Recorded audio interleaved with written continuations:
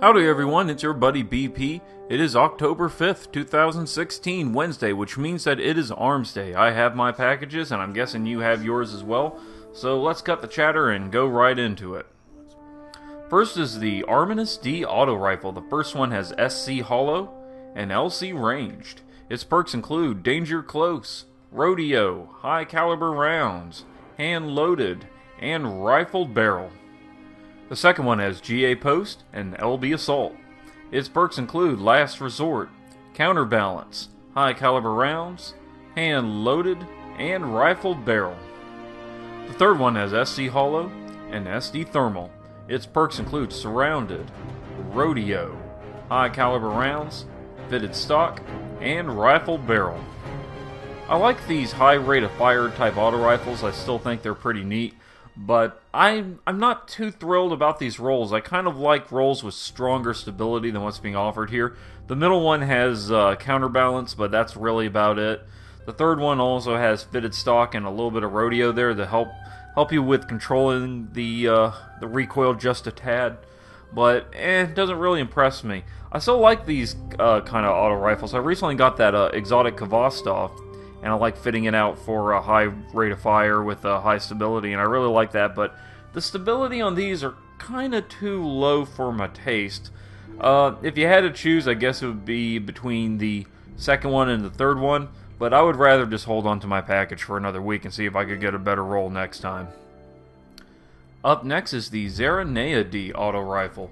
The first one has GB Iron and LB Assault. Its perks include Army of One, Glass Half Full, Single Point Sling, Speed Reload, and Braced Frame.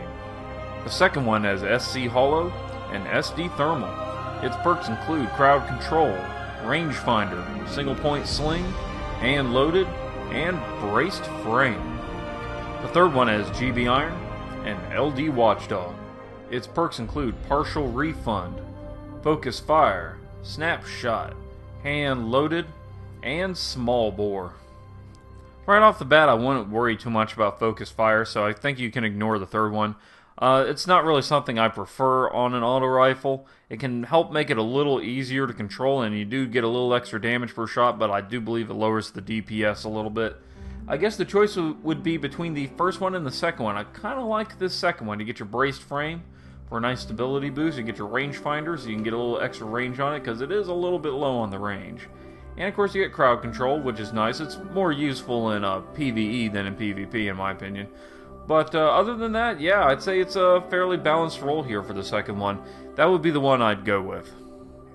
Next is the Suros ARI-45 Auto Rifle. The first one has SLO-12, SPO-28, and SRO-41.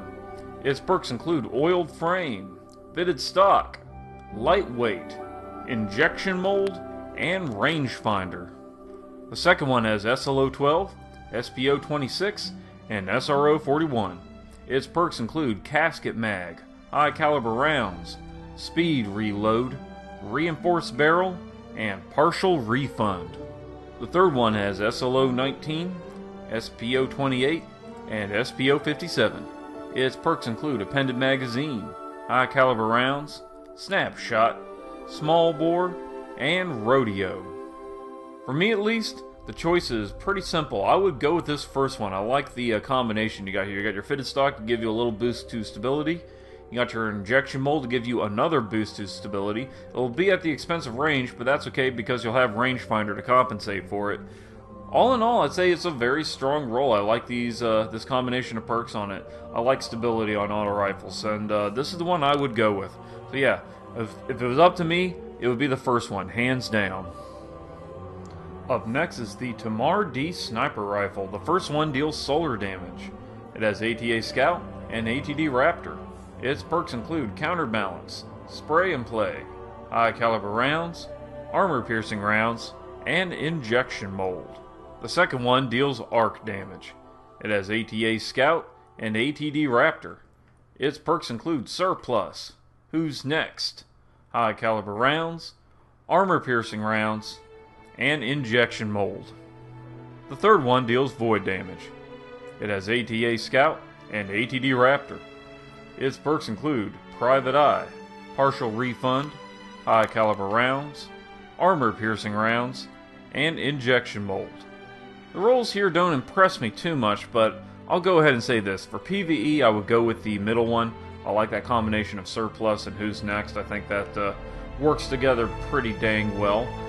Surplus is great in PvE. You always get bonus ammo. Does not work in PvP. You do not get bonus ammo in PvP with this, so it's kind of useless there. But if you are looking for a PvP rifle, I would probably go with the first one.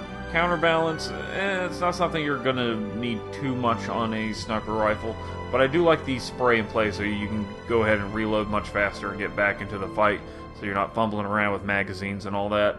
So yeah, for PvP, I would probably go with that first one, and for PvE, I would go with the middle.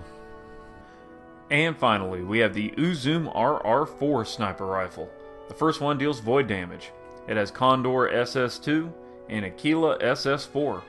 Its perks include performance bonus, high caliber rounds, reinforced barrel, underdog, and battle runner.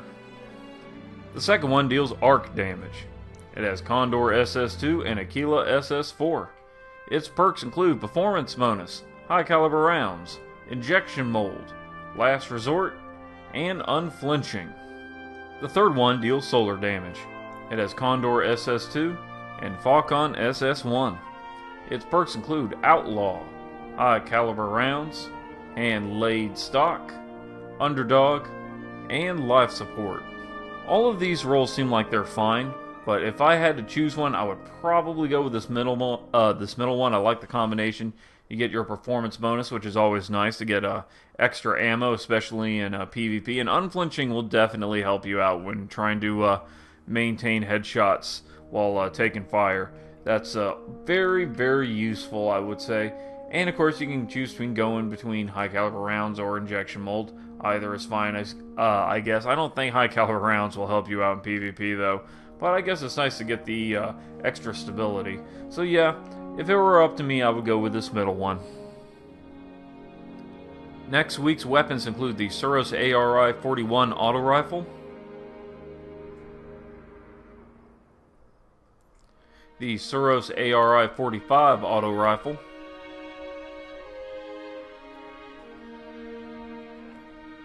the Omolon Uffern HC4 Hand Cannon,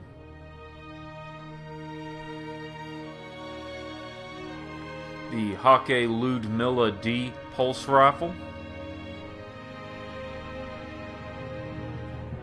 and the Hakke Tamar-D Sniper Rifle.